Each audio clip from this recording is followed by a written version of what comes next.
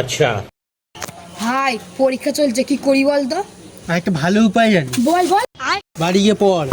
আরে ভাই পড়েছি, কিন্তু একটু ভয় আছে না মনে। কি করে ভয়টা দূর করি বল তো? আমি একটা বাবাকে চিনি, যাবি তার কাছে? চ।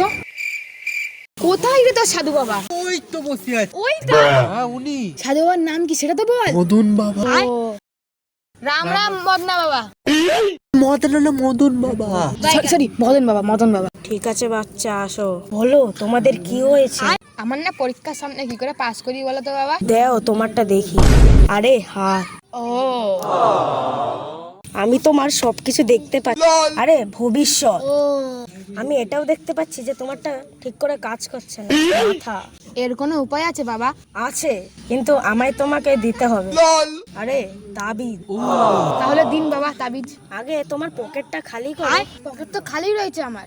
আরে মাথা, পয়সা বের কর। আমার কাছে শুধু 1 টাকাই আছে। কি?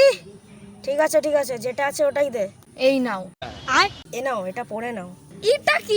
তাবিজদের কথা ছিল তো। হ্যাঁ, যেমন টাকা সেমন মাল। ঠিক আছে তাহলে আমরা যাই। দাঁড়াও, কেন? তোমার ফোনটা দিয়ে যাও। কেন? ফোন থাকলে পরীক্ষার আর কি কিছু হবে না। ও अच्छा ठीक है আর তোমরা যেতে পারো।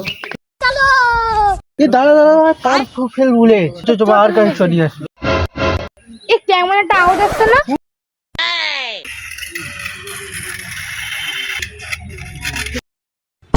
বাবা